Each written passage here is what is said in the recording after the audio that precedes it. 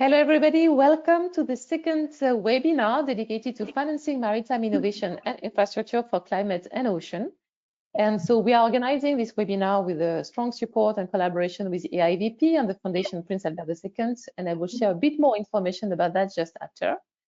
I'm very pleased to welcome today Isabelle Delas, CEO of LuxFlag. Hello, Isabelle. Hello, everyone. Thank you, Geraldine. I'm very happy to join and to be participating to this webinar, critical one.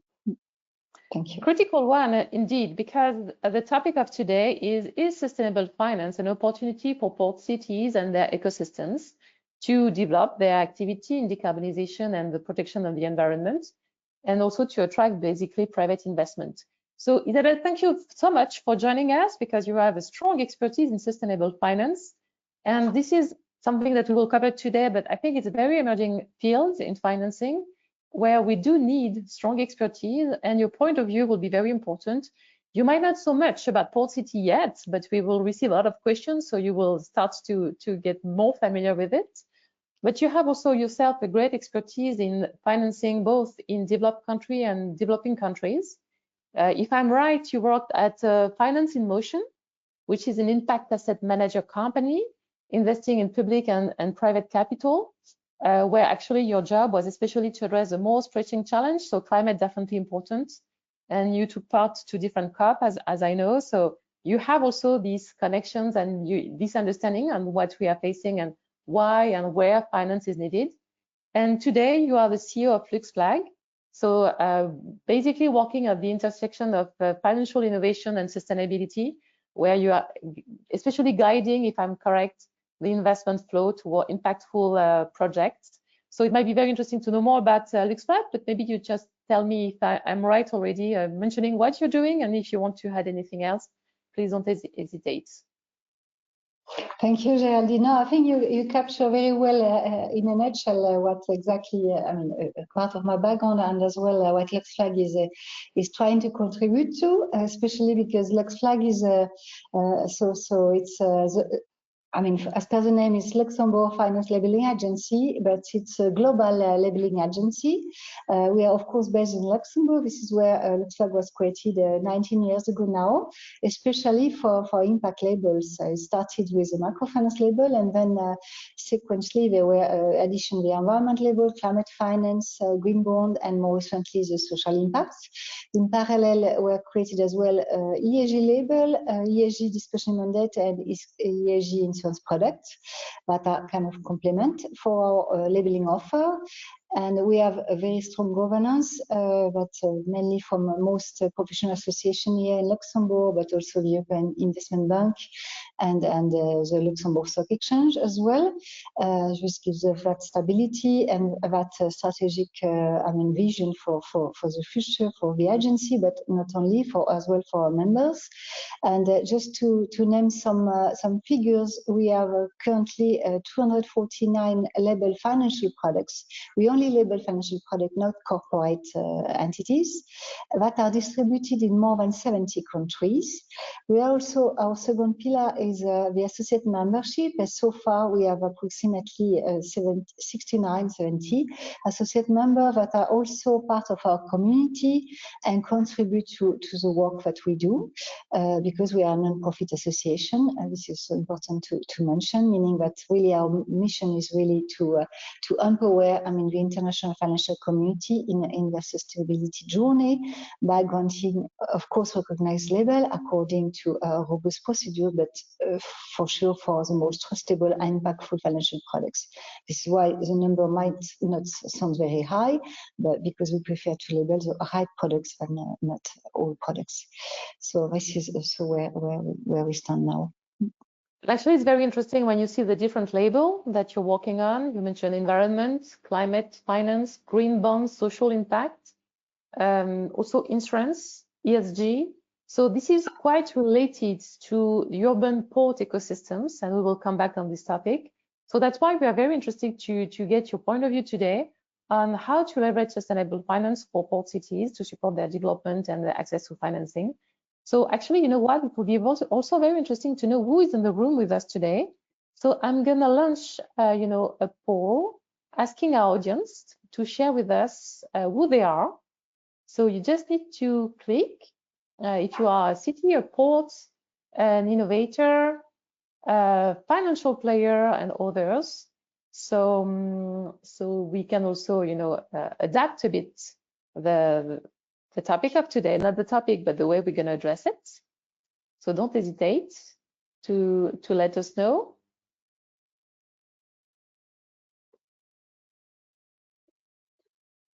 Very good. I give you 2 more seconds because I think that only 70% of you had mentioned it. I'm watching you. So thanks to the data, I know what is happening. Okay, so actually we have a lot of solution provider joining. Also, we have port cities also joining, and we have also institutions. So I think it will be very interesting to deep dive a bit on the discussion today. And you will see it's really an open discussion. So we have set up this webinar especially to collect your questions. So you can see on the right part of your screen, you have a question box. So please don't hesitate to ask all your questions. Isabelle agreed to give us 1 hour of her time, which is very precious. So thank you very much, Isabelle. And we will cover your different questions. We have already received some of them, but if you have more questions, don't hesitate. And don't hesitate to interact. I will just follow also the different questions coming. So that's really the goal of today. All right, so just a bit more information also about what we're doing and the partners. So I'm think that most of the port cities are also part of EIVP. So this quite huge association, international association of port city, active for more than 35 years, gathering more than 200 members, and very active on, connecting the different port city at global level, sharing best practices, certification also on the evolution toward the eco-transition and the relationship with citizens. So as Blue Morpho, we are very happy to collaborate with EIVP. Because what the goal of Blue Morpho is really to support the access to innovation and financing to support projects with strong impact. So port city is very important, and we are here to support you to reach your goal. And we are also, as partner of this initiative, the Foundation Prince Albert II. As you might know, the Prince Albert is very active also to support the protection of ocean and environment. So it's a good thing for us also to collaborate with them and to benefit from their support.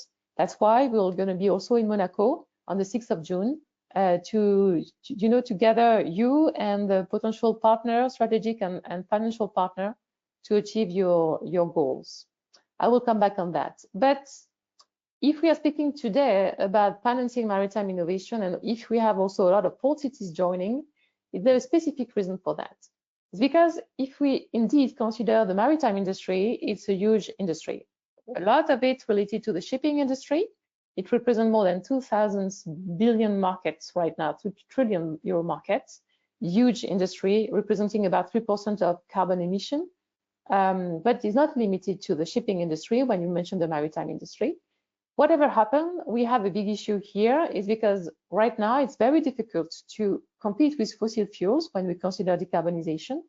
The reason is that only 0.01% of ships are using renewable energy. The renewable energy are not very competitive in terms of cost compared to fossil fuels. We don't have enough volume. We don't have the right energy density. So we have here a good and high technical problems to address in terms of technology, but also in terms of financing the growth of renewable energy. If we want to get access to renewable energy, you need to make able the access to it and the production of renewable energy. And here, the port cities and their ecosystems are really playing a major role, because if it's very important for the port city to get the solutions to become the energy hub, but becoming energy hub, it's also making sure that this new energy will not impact the biodiversity, will not neither impact the health of citizens, will be more also inclusive, bringing also additional value for local population. So the relationship between the maritime industry, the local population, the biodiversity protection is major points, and we need to address it. And this is why port city are so important to us, are really the orchestrators of this evolution of the maritime industry. How to make it possible? We need financial support to do it. And actually, through the actions we are doing with the EIVP, Foundation Prince Albert II, and today with Isabelle from Luxfag, the goal is really to define what will be the right combination of innovations, technical innovation, and I know that we have also innovators joining us today, and financial tools. And this is what we're doing together as a co-construction journey. So bringing together port cities, innovative company, big corporation, innovative startup as well, decision maker, government, and financial institution and private equity to work together to come with very attractive solution in terms of business model, attractiveness for investors to address this challenge of financing maritime innovation and infrastructure for climate and ocean. So it's a big program. We are very happy because we have collected a lot of very strong interest, both for port cities, but also from private investors. And we are gathering different topics. So green infrastructure will be one, as we mentioned, for the fossil fuels as well, going beyond fossil fuels, very important. So what kind of renewable energy could be possible? When we speak about green infrastructure, we're also speaking about circularity, the adoption of better behavior to reduce the impact on the environment. It's also anything related to waste management will be very important. There is a critical point also related to ship breaking and refitting. If we want to engage the maritime into its eco-transition, what do we do with the existing ships? We have 100,000 ships currently, commercial ships navigating. What do we do with them? How we can value maybe the recycling? And obviously, biodiversity protection is key. There is no fishing industry without biodiversity. There is no food in certain region of the world without fish. So we need to make sure we have a very strong activity to support the biodiversity. And also how to make sure that what we do is right. Data will be helped a lot. So that's why digitization is really also a vector of economic value to enable us to better design what we're going to do, to build what we're going to do, and to monitor, and to also report on the different points. And I think that today, actually, Isabelle, that will be also a major point, because when we speak about sustainable finance and we speak about labeling, I'm sure that data is key. So we will also cover these points. I speak a lot already. So also just to remind you that we have this gathering on the 6th of June in Monaco, where the goal is really to build together, to have workshops, to come with very concrete solutions. And I can tell you that we have already some financial products that are emerging that will also enable to connect your different activity at port cities to drive this eco-transition. And this action on the 6th of June will be also part of the Blue Economy Finance Forum on the 7th and 8th in Monaco. So you will be welcome to join us also on the 7th and 8th, where big companies, CEO of big company, president of countries, like we know that we have also chief of state and country coming, will share also what they want to do and how they can support the protection of the ocean. And through AIVP, we will also showcase the key role of the urban port ecosystems, which is the strong focus on AIVP. So we are a lot of things to do, and I spoke already a lot. So I suggest we can directly now enter into the key topic. Don't forget, if you have questions, we are here to answer. Don't hesitate to ask your questions on the question box. And we are starting with a series of questions on why is sustainable finance an opportunity for Port City to reinforce the access to private funding and financing. So Isabelle, we have a serious question on that for you. And I suggest we go step by step. So the three first questions will be how to define sustainable finance, why does it matter, especially for blue economy, and what are the current trends in sustainable finance? So maybe we can start with the first one, how to define sustainable finance. So thank you, Jeremy, for the introduction. I think this definitely, apart from defining it directly, I would like just to emphasize the fact that sustainable finance represents really a unique opportunity for port cities, because if we consider that 30% of the populations, the world population, is living close to the coast, approximately 100 kilometers to the coast, so it means that it represents a lot of people. So this is where it's important, and it shall not be considered just as a source of capital, but really as a strategic tool for a long long-driven transformation, I would say, with all what we have to face in terms of addressing climate change issues on the long run. So for me, this is clear that it's important to consider that as well when thinking about getting some kind of investment through a sustainable finance mechanism. So defining it more precisely would be that basically sustainable finance refers obviously to financial activities that can be investment, lending, insurance products, but this is where it's key, shall of course explicitly consider environmental, social and governance characteristics. So for environmental, usually we consider climate change and mitigation and adaptation activities, biodiversity, circular economy, just to name so.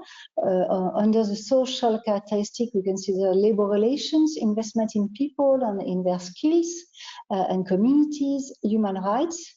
And for the governance, of course, what's key, this has been existing for quite some time, is management structures, employee relation, executive remuneration. These are also key topics that shall be really considered for any kind of sustainable finance products, basically.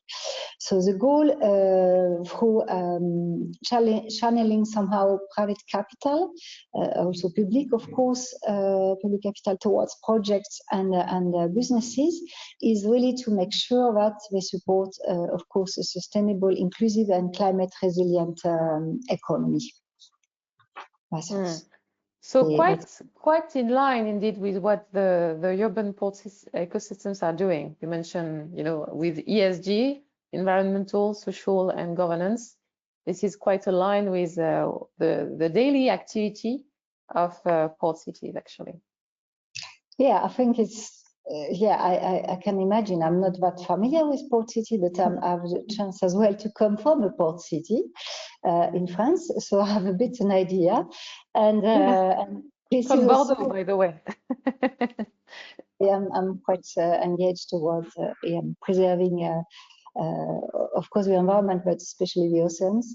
And definitely, port cities are really key. They always have been key in the past. Of course, if you look at history, and this is why as well, now they are even becoming, it's very increasing attention, I believe, especially when with the rising of the blue economy as such compared to the green economy. That's why it comes to the next question, Lindy. Why does sustainable finance is quite interesting for blue economy?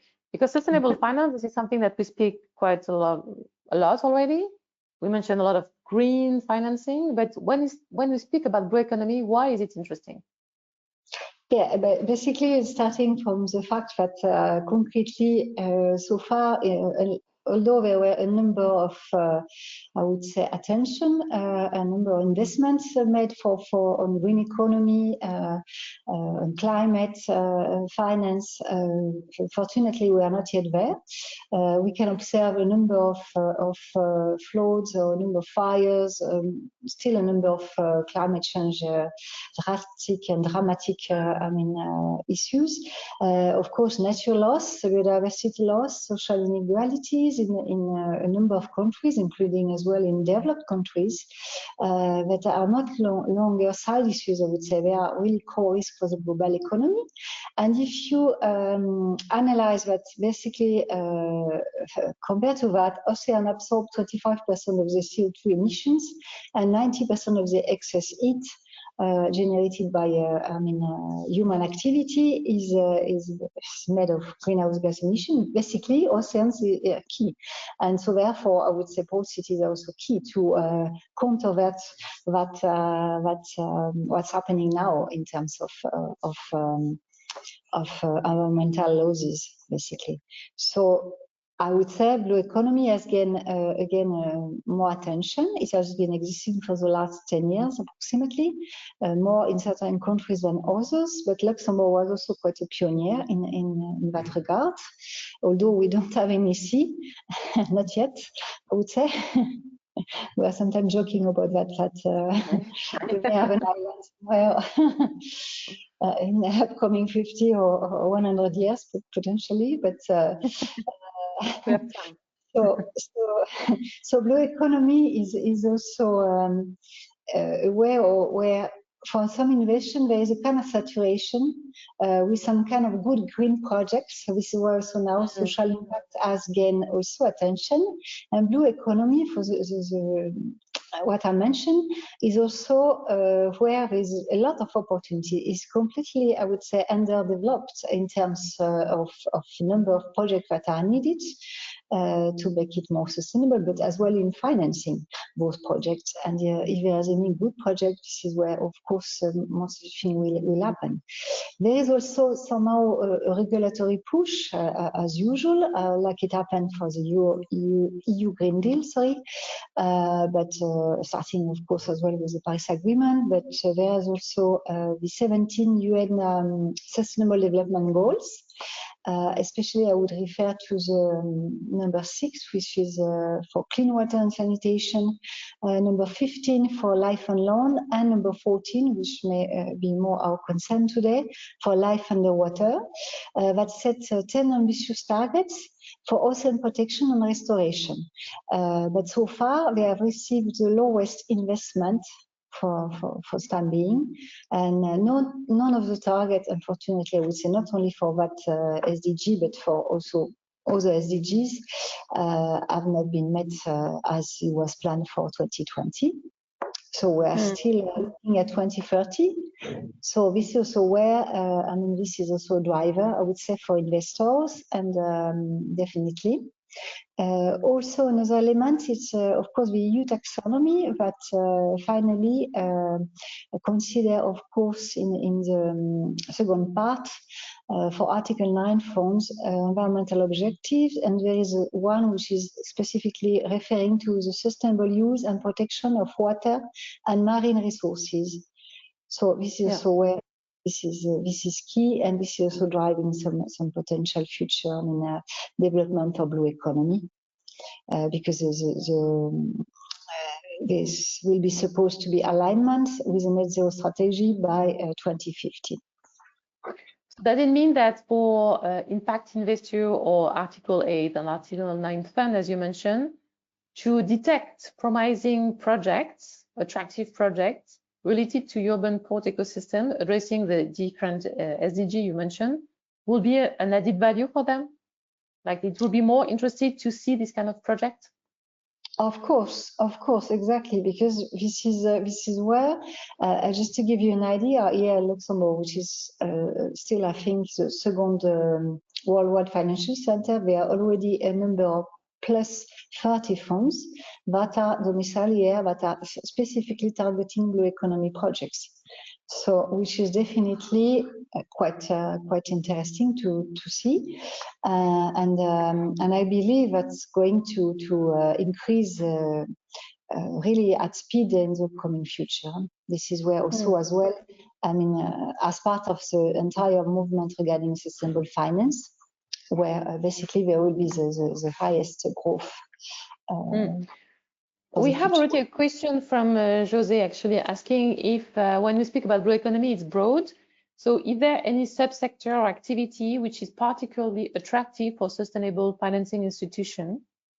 So I don't know if it's a question about the sector or maybe the specificity of the projects. Maybe you can answer better than I do, Isabelle. But I would say for now, I don't know if there are a particular sector more attractive. What I know is that, of course, there are more sectors that are more, for now, funded than others. So all the sector related, as you mentioned, Geraldine, related to decarbonization of shipping. This is mainly what's more attractive, I would say, at the moment. But as well regarding maritime renewable energy, also the focus is more there. But aquaculture and fishery has already been there for quite some time as well. I would say vast management probably is getting a bit more attention as well, coastal protection, water management as well. So, I mean, it's quite diverse, but still, and of course, port infrastructures, I would say, which concern more port cities. Okay, so quite open indeed. I have a question, Isabelle. What is the trend in sustainable finance? Because you know, we see in different parts of the world when we're going back to fossil fuels. And so is sustainable finance at the end of its life, or is just beginning? Yeah, I do hope, but I may be wrong. But for me, I think, yeah, sustainable finance is definitely no longer a kind of niche, I would say. There have been a rapid growth, and now it has become mainstream. And this is something, although someone might thought that, okay, with especially what's happening at the level of the EU regulations, there's a kind of step back, but this is something that will remain for quite some time, because we will still be affected by climate change effects. So I would say the growth is, of course, driven still by regulatory pressure and from different institution. There is an important investor demand, because as part of the investor base, I would say there is also new generation of investors, especially in family offices, that are really keen on investing in the right projects, especially sustainable projects. So this is for sure, and this is not going to disappear. I would say it's going to be further developed. And also the other element, of course, is the recognition that ESG factors have an influence for the risk and for the return. So, as well as being business opportunities. This is something we all have to consider. It's not only a compliance exercise, it's also really a true business opportunities. This is also why blue economy is becoming as well. There are huge opportunities. This is totally underdeveloped. So the first in, first served principle shall prevail, I would say. In terms of other trends, I would say that, of course, now there's also, as I mentioned, this expansion beyond somehow climate and social theme. There, of course, a lot of focus is now on nature-based solution, on biodiversity finance, blue economy projects, social impact. So this is what are really the new trend. And as part of that, there are also, of course, some kind of innovation in financial instruments. With new financial structure that are somehow emerging, and that try to align, of course, capital invested with sustainable investments, such like the blue bonds. Blended finance, of course, has been existing since 15 years, but blended finance is a mechanism where you basically you ask. You receive public money invested to cover the first losses of the project. So I think this is make it very attractive. And we have, of course, the European Investment Bank, which is here in Luxembourg, which is mainly also providing loans for that way, that instrument. Transition finance is also, of course, something, because if we all want to achieve the transition to net zero, so this is something emerging as well. Yeah, I would say, but mainly as well the new ones that are more interesting for the audience today is definitely the blue bonds and nature bonds that are somehow now getting more visibility, more attractiveness for investors. Good, thank you, Isabelle. So there is a growth. I think it's quite interesting to highlight that this is an emerging market, not emerging, but like strengthening right now. It's more and more mainstream, as you mentioned. But I think that we call it sustainable finance, so there is also some specificity related to it. And if we want to offer the best project to sustainable finance investors, what are their main challenge? What do they face? And what is critical for them when they assess a project? Yeah, so the main challenges at the moment, I would say, speaking a bit more generally, of course, is a lack of trust and transparency somehow, although the regulation has been requesting a number of disclosures, a number of reporting, but it goes with what you mentioned at the beginning as well, Geraldine, that there is, of course, a lack of data, especially accessible and reliable.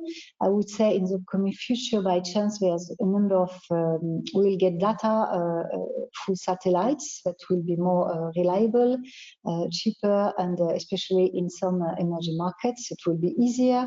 So this is where maybe most of the project might happen as well, because we get those data finally.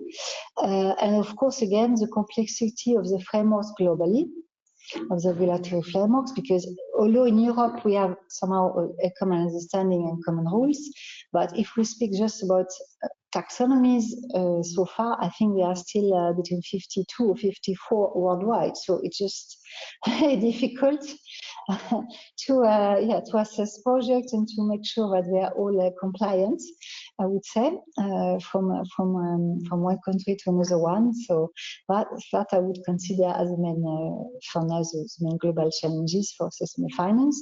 And of course, I would add maybe the lack of public money to use through the blended finance mechanism, because now public money is also very much needed for other causes. And I really think that this is why private capital is key. We keep saying that for years. Absolutely.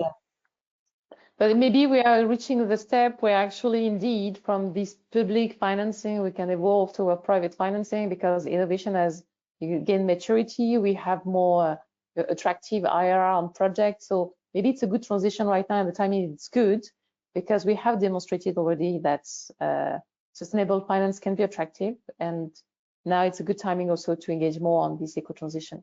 But I don't want to influence too much of the answer here. And this is also profitable. I mean, I don't know, my background is as you mentioned, mainly on the impact investing sector, and it has been very, very profitable, also more resistant in terms of number of crises. Although it's mainly investing in emerging markets where you take more risk, and it's also very difficult to get good projects, to assess good projects, and it's a bit more costly. So this is where I think it's also being more developed. There's a number of impact funds, and there will be appetite for good blue projects, I would say. Good. So now, you mentioned ESG. It's true that ESG is most of the time considered as a constraint or regulation constraint. How to turn ESG, so environment, social governance, as a business opportunity for port cities? So I think first we need to consider exactly what are the what are the strengths of port cities. So I would say that there are a number of activities if we want to develop them, as mentioned, the marine renewable energy, the port infrastructures, the shipping industry, the vast management. There are a number of activities that could be attractive, especially to a number of investors. There are, of course, different kind of investor base. But I would say if they have a good project with a clear vision, I would say measurable KPI, sustainable roadmaps, long-term vision, which is quite transparent and trustable as well. I mean, these are quite appealing to potential investors, I would say. So I really think that there are a number of strengths, definitely, that might be unique for port cities, because they are well positioned, so geographically speaking, most of the time. So, and again, because the population is living, most of the population is living in those port cities, so, or next. Yeah. So I would say this is also where it's always a question of growing opportunities. Maybe a question which is going to be more, figures related, and how can port cities match the expectations of investors in sustainable finance? So you mentioned the different criteria already, and of course we can repeat them. But I was wondering, do we have some specific return of investment that we need to target when we build a project related to port city and to be introduced to sustainable and impact investors? Basically, I would say that it depends on the kind of investor, of course. So there's, I don't know if it's a corporation, venture capital, private equity fund, a government, asset manager, a bank. It's also quite different from depending on which kind of investor is a target somehow. And then, of course, there are a number of different financial products that could be available for those investors interested in investing in port cities. So I mentioned already the blue bond. Of course, there's still the green bonds that are also very much growing, that are there to finance somehow a clean infrastructure. So it can be a port infrastructure, of course. There's also something which is quite interesting. It's sustainability linked bonds as well, that are considering the good performance and predefined KPIs. And it can be also, of course, for a project targeting to reduce, CO2 emissions on electrification of port activities, question of targeting biodiversity as well. So those instruments are quite interesting as well, because the sustainability linked bonds work differently. They basically allow a number of issuers that are unable usually to access to green and social bonds. So they are more relevant for port cities, but because they tie funding costs to achieve specific goals, usually linked to emission reduction or clean energy use, for example. And the I think, Isabelle, it might be interesting to, if you can, just describe a bit more and just theoretically give an example of SLB, because I think this is something that we haven't less covered up to now with our participants. So it might be interesting just to explain, like, it's more like social bonds. So you define criteria first. Maybe you can explain very briefly. Like social bonds, they are really what the so-called sustainability linked bonds, and they have expanded quite significantly recently. They are like the other bonds, let's say borrowing instruments, where there are financial and social characteristics that are based on whether the issuer achieves sustainability on ESG metrics that are predefined within a particular time frame, also again predefined. And of course, if everything goes well, there are lower interest rates to issuers, so it's make it more attractive. And as an example, it could be, I would say, a bond that is supposed to finance a kind of vast management projects in a port city. Yeah. It's quite often there is no limits. It's more when whether you define a number of metrics as per as well somehow for the one that you will need to report as per the regulation. But I would say, in terms of investment strategy, it's something that is defined by the issuer as well. So.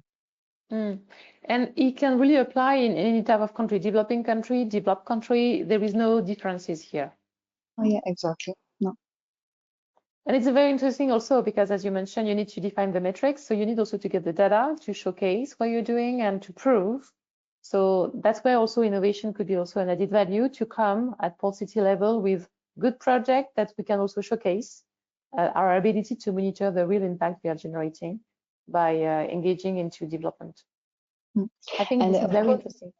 Yeah, you need to respect the time frame, because if it goes wrong, then you pay more. So this is where you need to really define it well, and it can be a combination. I believe I'm not that specialized as well in bonds, but it can be combined with I believe with some governments issuing those kind of bonds as well, especially for emerging countries.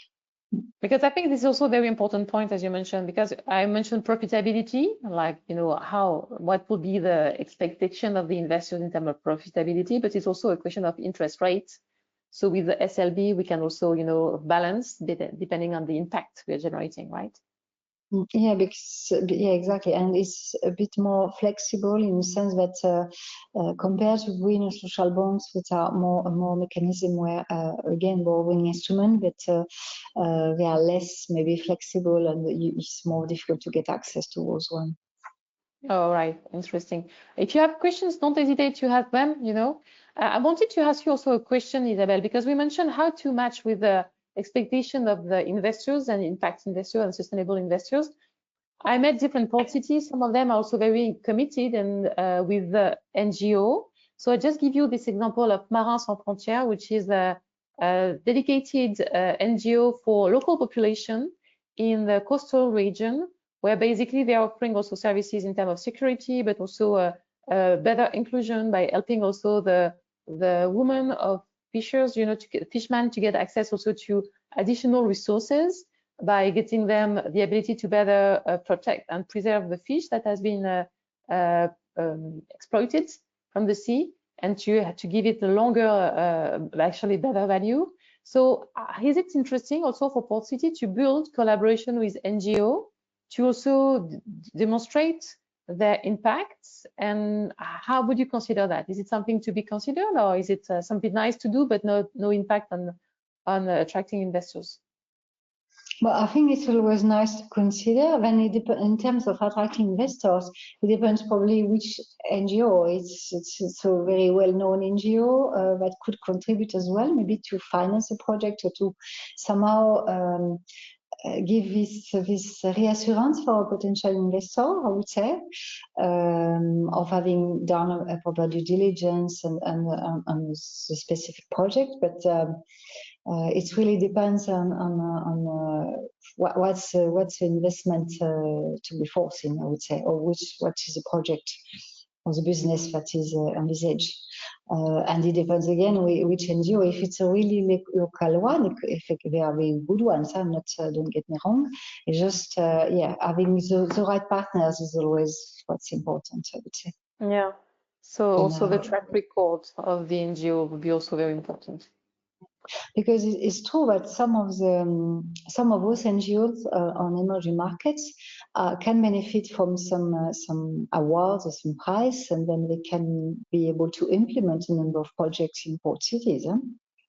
So that might be also interesting to consider. For ports, but I know, I mean, for example, in Luxembourg we have one on microfinance for typically NGOs that benefit from those awards, and then they implement part of their activities or they finance projects. On microfinance, yes, which is quite good indeed. Yeah. So Isabelle, we're going to take more questions because we have also a new list of questions coming. So again, for our participants today, don't hesitate to ask your questions. As you can see, Isabelle is answering all, so that's great. So that's a question also. We covered a bit that already, I think, you know. So what are the typical financial partners to consider for financial partners? So you mentioned banks, institutions, private equity. So I think it's quite broad and quite open, right? Yeah, exactly. I think it can be quite large. I would say that the typical one that maybe someone might think of is more the public institutions like government or maybe public bank. I would say I will encourage port cities to consider more private equity investor or venture capital, because this is where there's a huge development and they would be very interested in investing in the right project again. That are transparent, traceable, that is of course good governance, and because this is classically what also some impact funds are doing for private equity, they can invest in a number of companies, or maybe in those kind of it depends on the legal status, of course, of the investee, but I would say this is something which is part of their strategy usually. Interesting.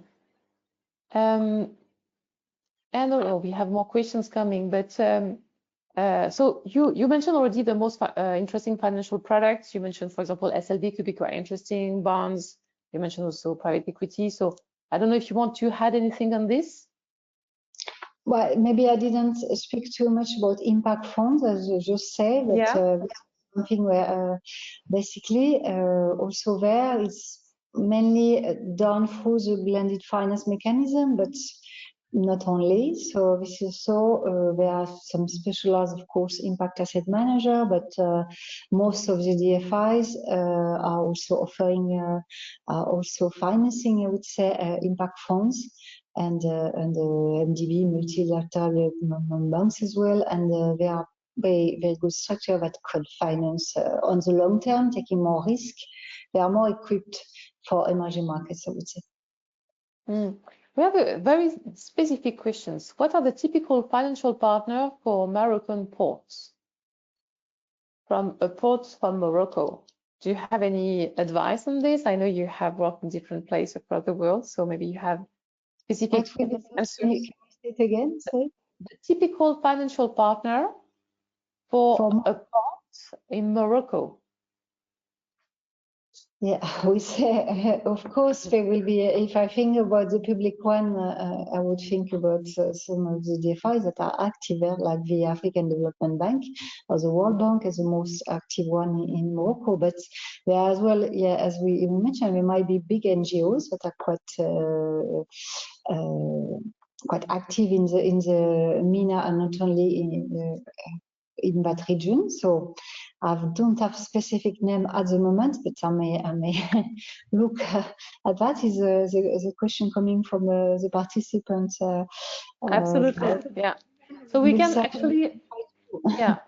Jamil, will come back to you on this because this is indeed a region that we are deep diving right now. So it's a very, I took the question because indeed there is a lot of things going on in this region, which is very interesting. So yeah, we will come back on that actually. Okay. I'm throwing to you all the question, Isabelle. So. That's okay. I'm there for that. So if we want to summarize this question about matching the expectations, if you have like a checklist for port cities to match expectations of sustainable finance investors, what would you recommend? But first, to have really a very good project, which is demonstrating, I mean, a long-term somehow vision and profitability, I would say, and reliable with reliable partners. That's really key. Linked to, of course, a number of KPIs, and that could be transparent, and that the reporting can be done quite easily. So verification, the control, of course, and because this is important, and maybe also adding on top, of course, a label of a certification, I would say, for some financial products. And I'm sorry to go back to that, but if you have like a range in terms of profitability, as you mentioned, I know the question is broad, but if I come with the profitability of 5% in a period of, I don't know, 10, 20, 30 years, what will be acceptable for an investors? Is it a criteria that we need to consider first, or is it secondary? I would say it's a criteria that is considered. It's not the only one. I would say for most actors, I would say more traditional financial actors might consider it first. Others, which are more the one active on sustainable finance, are taking account, considering that, because this is also part of, I would say, as such of definition. I mean, it's not charity. It's not only getting public money, so it has to be profitable at certain points. And classically, if again speaking about impact funds are more active for 12, 15 years, and the profitability might be, as you mentioned, between 5 or 10%. So this is also something where, it's important. But it has to be combined with a clear, ESG strategy, a clear expectation of what's going to be achieved in terms of main objectives, as such for the population that is living there. What is really the investment looking at, if it's decarbonizing the shipping industry, investing in the aquaculture, investing There's a number of things that could be addressed, I would say. Blue renewable energy, but yeah, this is all those elements that are considered, but it can't be out of the blue like that. Of course, this is not going anywhere, I would say. Thank you for the answer, indeed. So, as I mentioned, don't hesitate to ask your question. Meanwhile, I will just remind you that this webinar is part of a full process where actually we are starting engaging discussion with port cities and their ecosystems to better understand also what their expectation will be in terms of investing and kind of project they are looking to further develop. And based on that, we are mobilizing the right ecosystems, also engaging with private investors, with different type of investors, as you mentioned, Isabelle, actually, really to bring the best on the solution fitting with the specific need of port cities.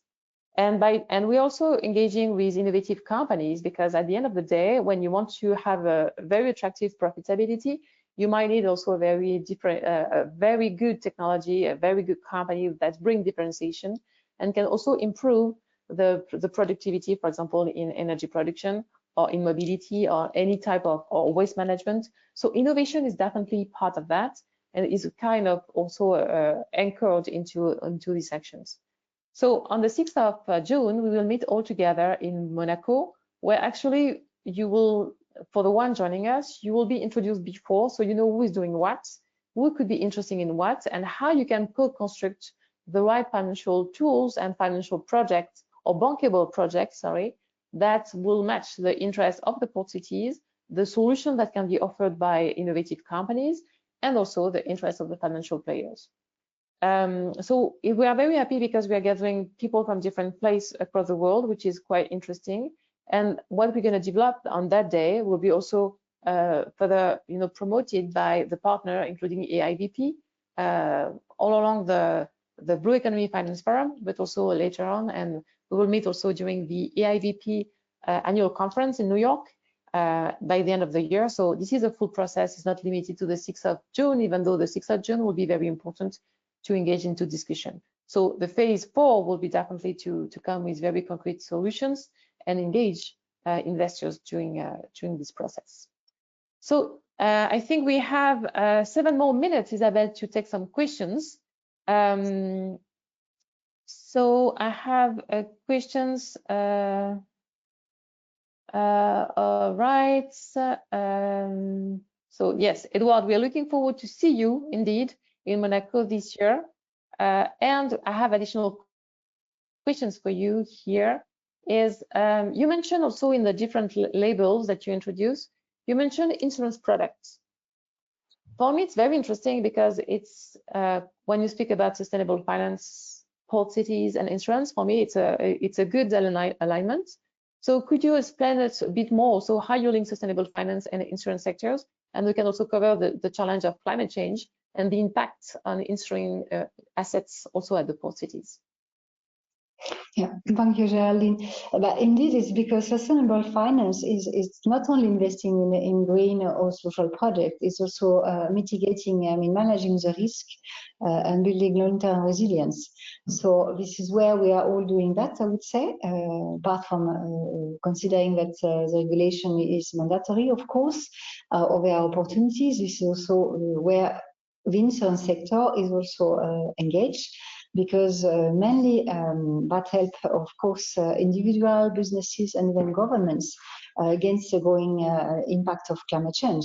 So there is a combination of both, and I would say there is enormous investment now made by insurance companies in a number of projects that are aligned with ESG commitments, I would say.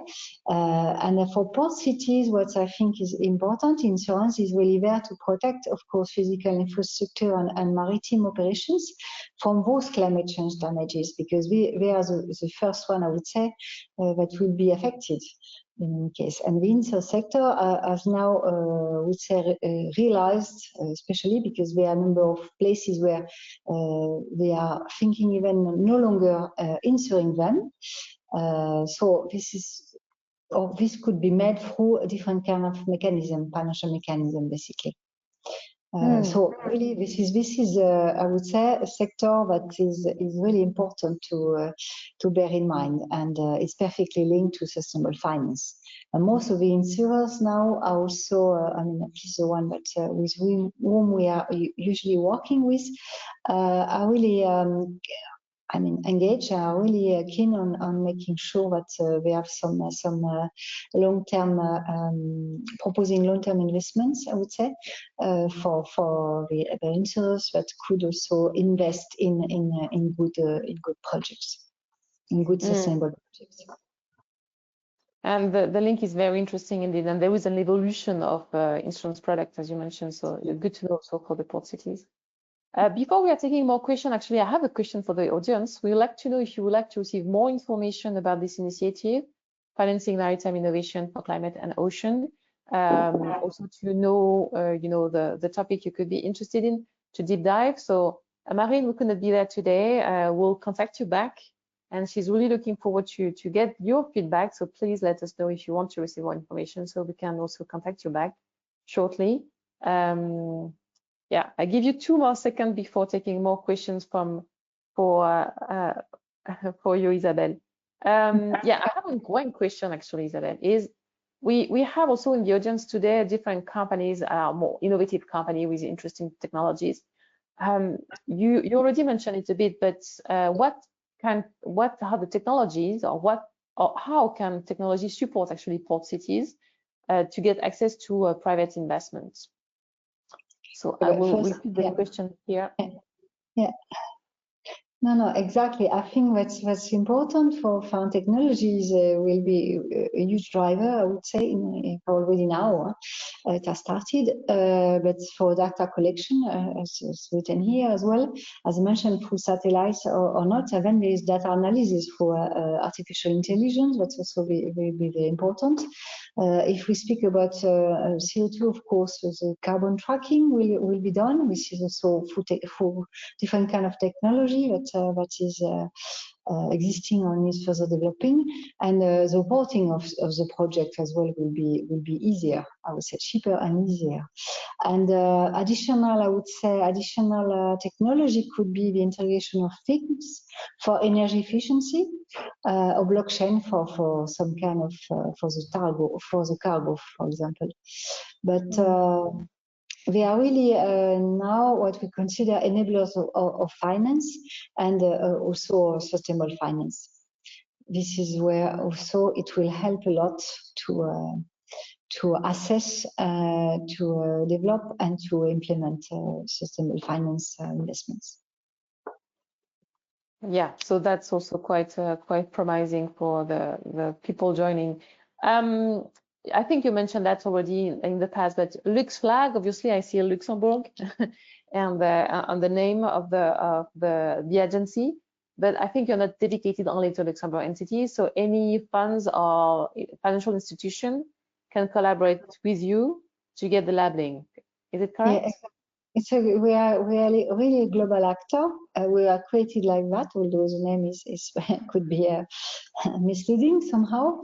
But again, most of the label products are not domiciled in Luxembourg. They're domiciled everywhere. We are even working towards building bridges with other, I would say, financial centers, especially in Asia.